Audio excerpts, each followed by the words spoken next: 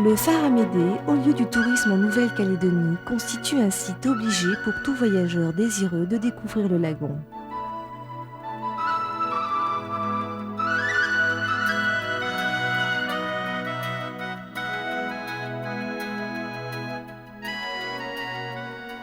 Édifié en 1865 sous le règne de Napoléon III, le phare Amédée, dont les structures métalliques furent fabriquées à Paris, marque la principale voie d'accès maritime pour atteindre Nouméa. Sous feu, situé à 50 mètres au-dessus du niveau de la mer, balise la passe de Boulari et 3 passages à travers la barrière de corail qui ceinture toute l'île.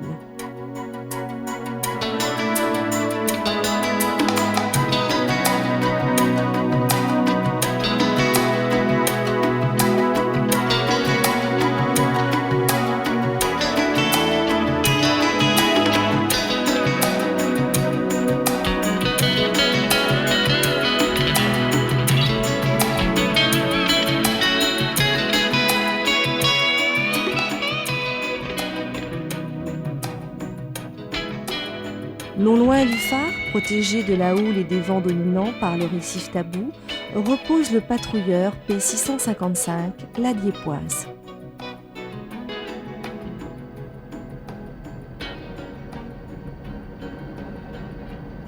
Le matin du 12 janvier 1988, à la demande de Fortune de Mer et de nombreux plongeurs, la Marine nationale crée l'événement.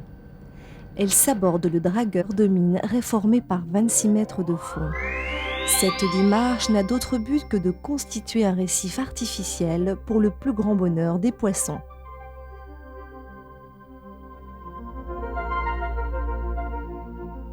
Après 35 ans de bons et loyaux services, dont plus de 10 années à bourlinguer dans le Pacifique Sud, la Dieppoise commence ainsi une nouvelle vie. La vieille dame ne cesse depuis d'accorder ses faveurs aux amoureux des épaves.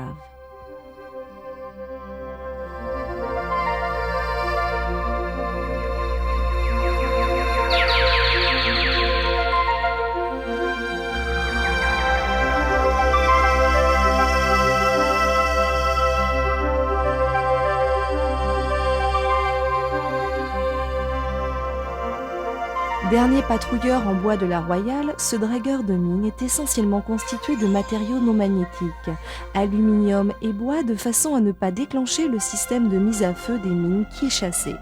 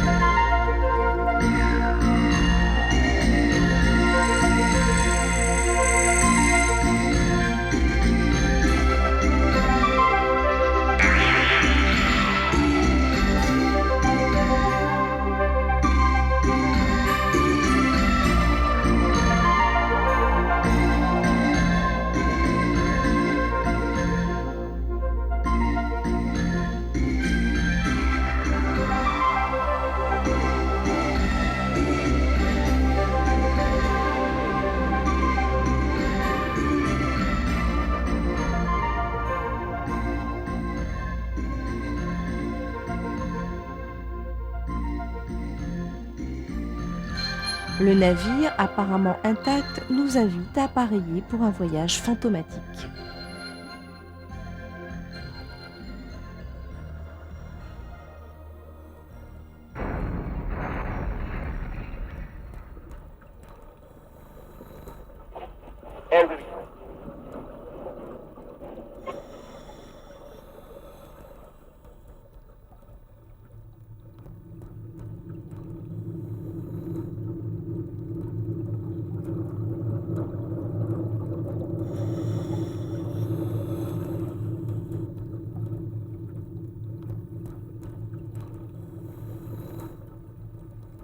Compte tenu d'une décomposition rapide des parties en bois de la coque, les excursions dans les entrailles du navire deviennent de plus en plus dangereuses.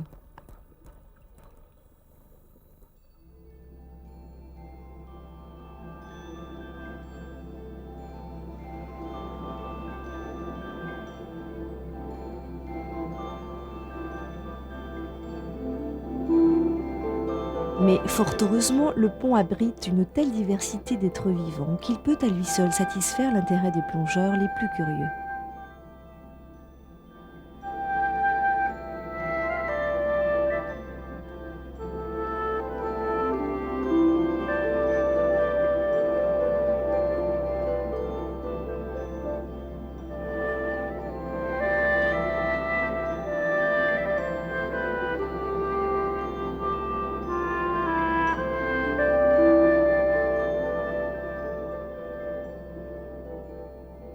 L'épave constitue un bon support pour le développement des coraux et des algues, premier maillon des chaînes alimentaires du milieu récifal.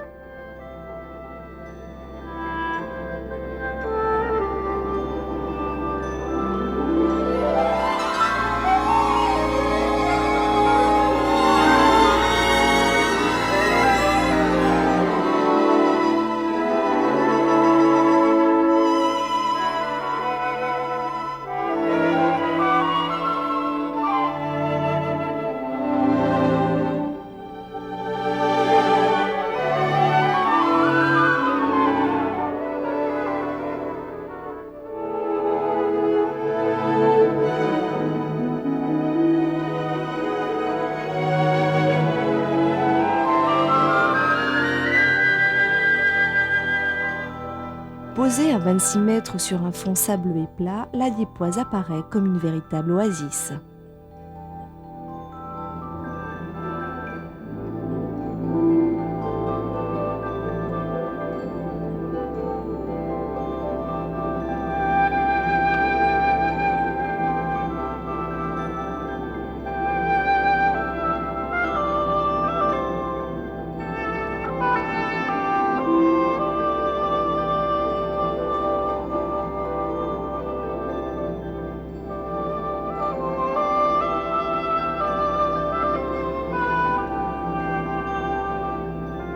Le bois en décomposition constitue autant de refuges pour les petits poissons.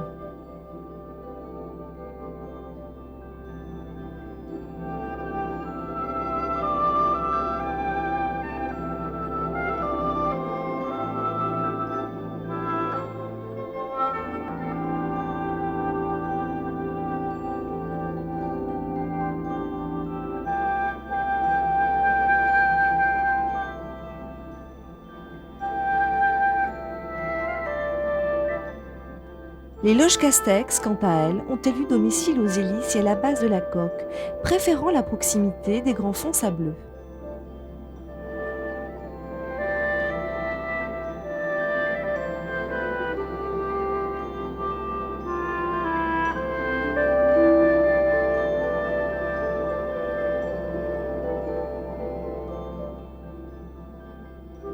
D'autres espèces, telles le poisson cocher, utilisent les nombreux recoins du pont comme ils le feraient dans les récifs coralliens.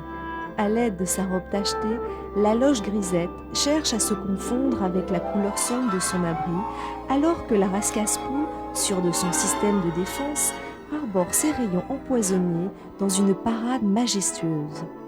Quant à la petite loge rouge, on la surprend posée sur le pont, comme à l'affût.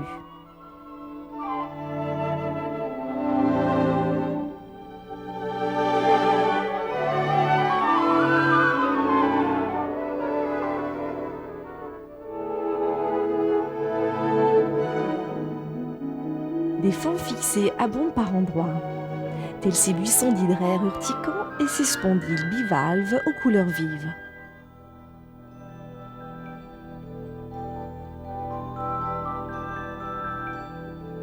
Les gros, qui ne craignent rien, aiment à planer au-dessus du pont, guettant une proie facile.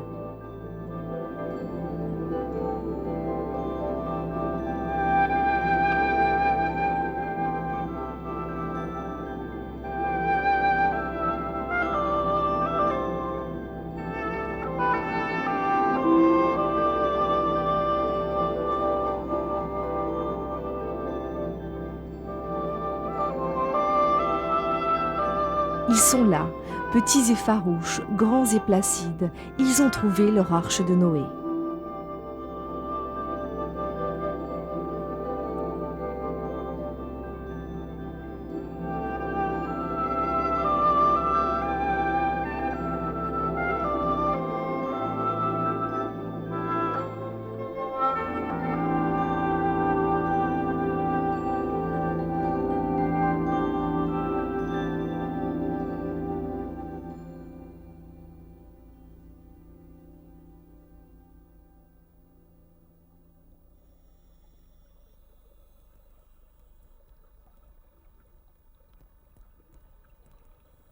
Dans ce sanctuaire devenu réserve sous l'impulsion de Bernard Andriani de l'Amédée Diving Club, s'est développée l'habitude de venir nourrir les poissons.